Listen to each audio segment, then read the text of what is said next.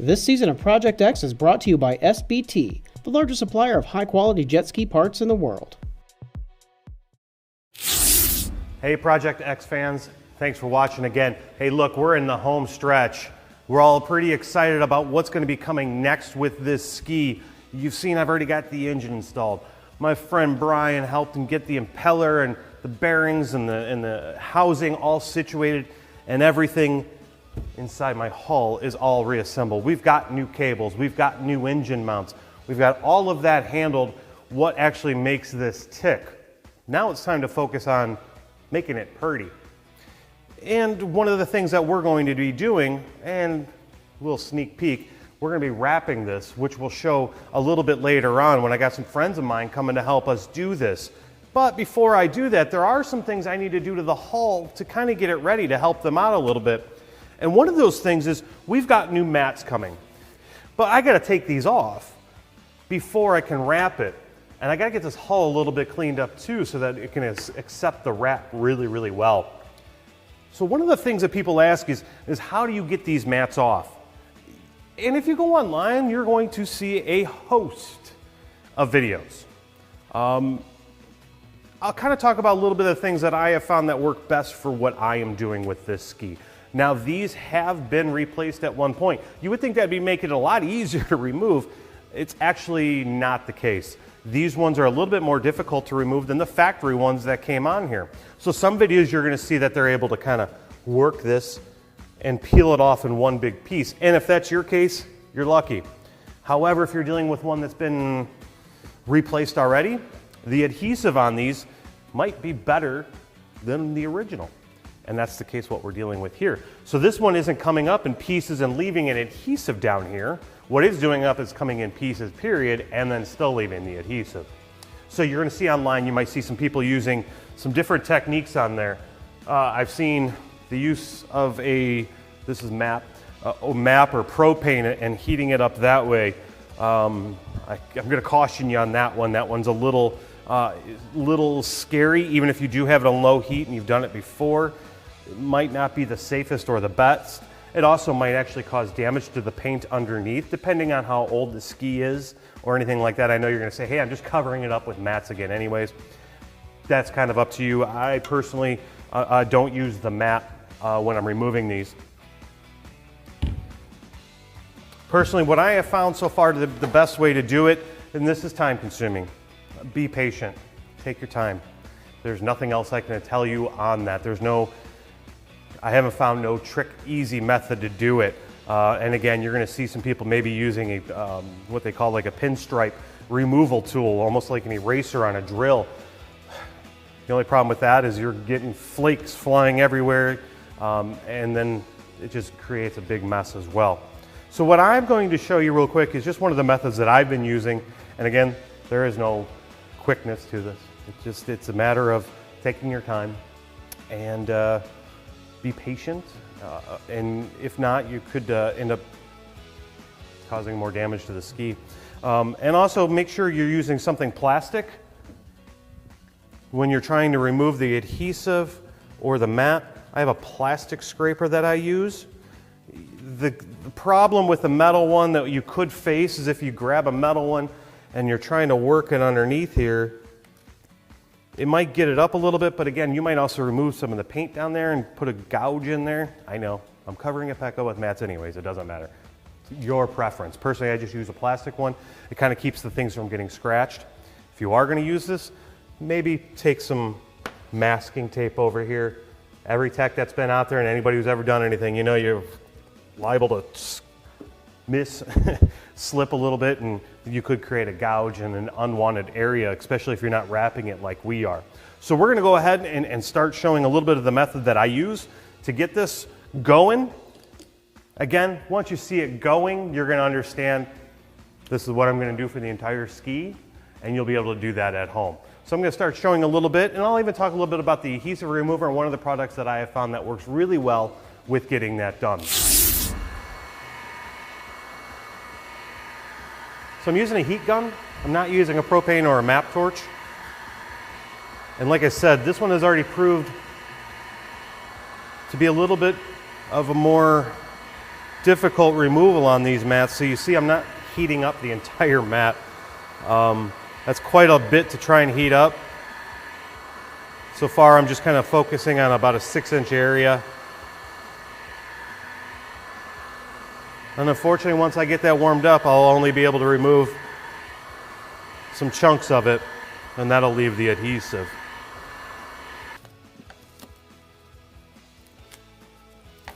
Gloves are a good idea. Even latex ones are a little bit better because it does get a little warm. But you'll see I'm really getting only a little bit.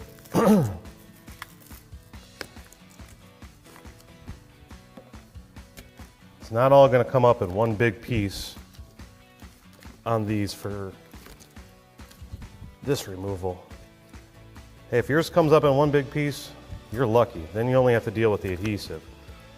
But you're going to see I have to do this in pieces and then still deal with the adhesive on top of it.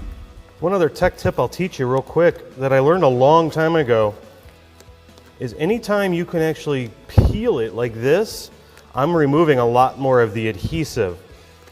I'd rather peel as much as I possibly can before I get this involved. Once I get this involved, that'll typically separate the adhesive from the backing and leave more adhesive on the hull. Anytime I can remove and actually peel it, a lot more of the adhesive comes up. As you can see in this area where I was able to peel a lot of it, I have very little adhesive left. And up here where I was kind of ripping it and it was kind of coming apart a little bit, especially when I was trying to get the mat going, there's a lot more adhesive up here left to the hull. So anytime you can kind of peel it without the aid of any tools, you're going to leave a lot less residue. So obviously we're not going to go through the entire process of removing the mats and showing you that whole process because it's going to be, I don't think you'd want to sit here for 2 or 3 hours watching the entire process of me removing the mats. But I will tell you one last thing before we move on, is how to get the adhesive off and what product that I have found personally that works best for me. The product that I've been using that has been really helping out is some adhesive remover, some Pro Strength Goof Off. This stuff really seems to be a wonderful product to use, and I like to get a little bit on there and just, I'll spray the adhesive residue that's left. I found this stuff does not damage the paint, so I let that soak for a little while. And if you can let that sit for a couple minutes and let it work, the more it's going to do for you. That stuff does work great. I would not recommend using brake cleaner. I've seen some people who like to use brake cleaner. Now, brake cleaner will remove residue. The other problem with brake cleaner is that it could also remove paint. So be careful using brake cleaner. I have seen some other videos out there where they were using this. Just take caution with that. Sometimes the brake cleaner can be a little rough on the paint. And the actual goof off, that the product that I've been using, this Pro Strength remover, seems to be a lot safer, but it does a really nice job. So once I've let that sit on there, I'll just kind of take a little bit of my scraper and gently scrape as much as I can off. And then it's almost like rubber cement, honestly. And I'm just going nice and slow. I'm not gouging the paint. I'm not putting excessive pressure on here. And then I'm just removing as much as I can. And I'll repeat that process for the entire set. And you're going to go through a bunch of these shop rags as well. So keep plenty handy when you're doing this, because you're going to find out even when you're done, you're still going to have traces of adhesive here and there that you're going to need to clean up, and you're going to want to get a new towel, because after a while all the adhesive will start sticking to this. So again, the longer you can let this sit, the better. It does a nice job. Soak for a little while, scrape for a little while, and then I do a final clean up with this to get rid of the rest of the residue.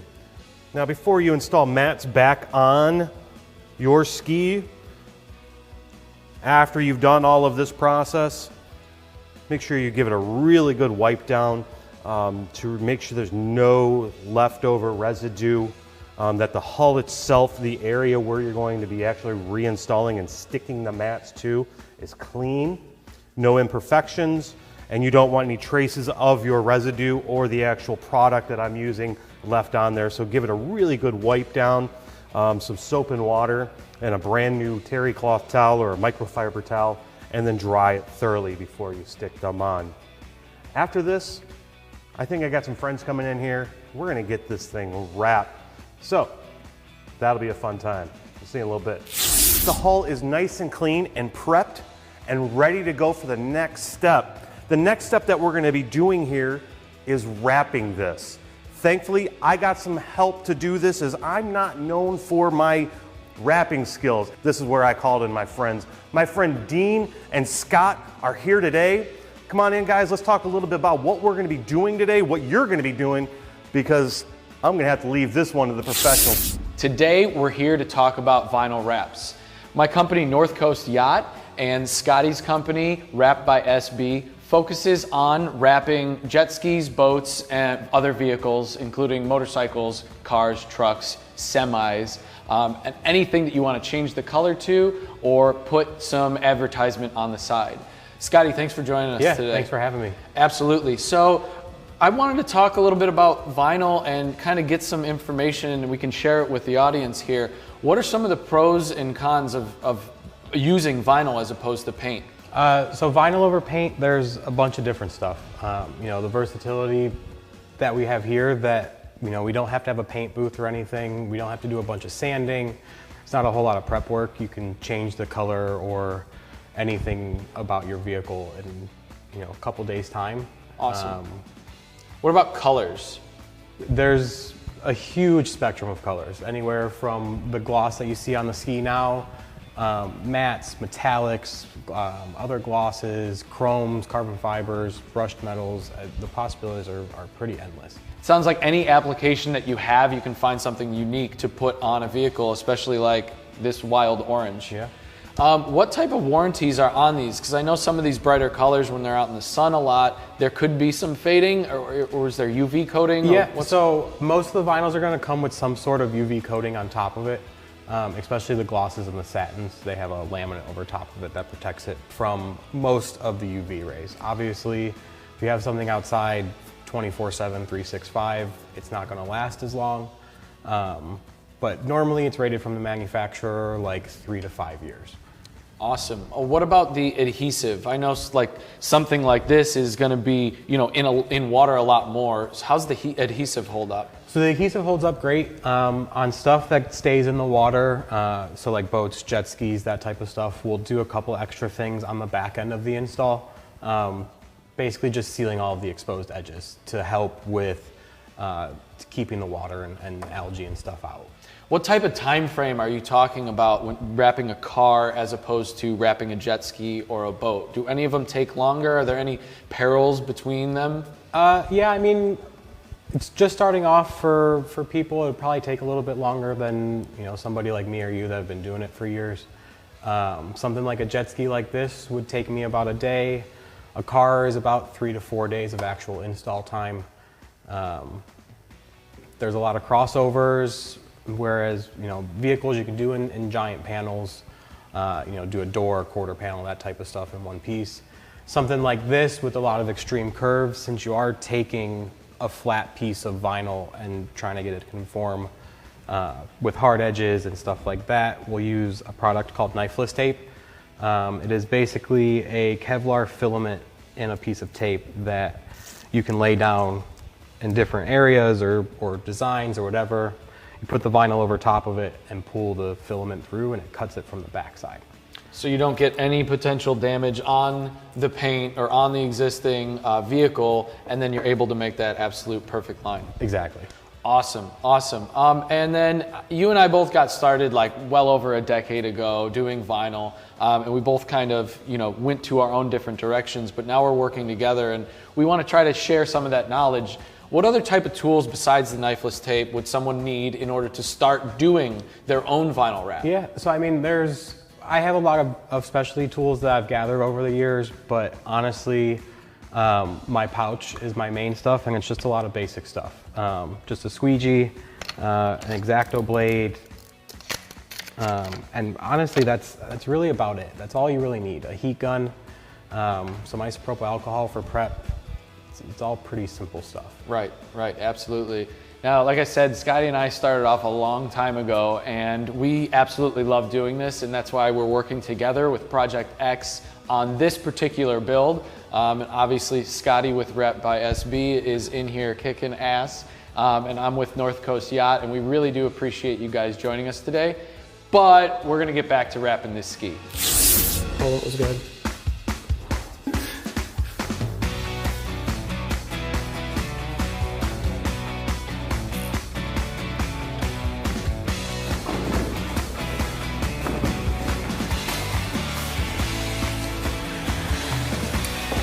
Definitely depending on where you're at.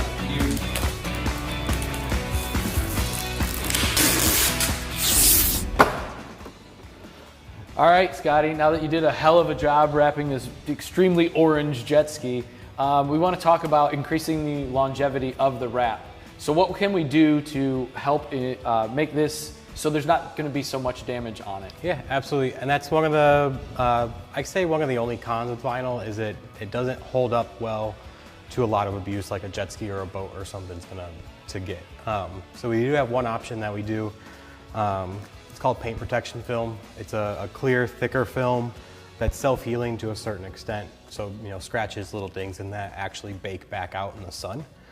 So it's a little bit different of a process for install than, say, a vinyl wrap, but it's going to add a great deal of protection to it, so you don't have to go and redo everything we just spent all day on doing today. Right, so it's like a thin layer of rubber that goes over top. Yep, so it's clear, see-through. It actually has automotive grade clear coat built into the film itself. So we do this on a lot of higher end cars and brand new cars that don't want to get rock chips or anything like that. Awesome. Do you have to apply it to everything, or can you do it partially on separate sections? You know there's going to be a lot of damage. Yeah, so that's the great thing about it being clear and completely see-through is if you want to just do like how we're going to do on the ski is just this center section, you're not going to see the film. Awesome. So you don't have to do a full wrap like we did with the orange. You can do just critical areas if you wanted to. Perfect. So you're not going to spend all of the money doing it, but you can still protect the most pertinent areas. Exactly. Awesome. Let's get going on this. Cool.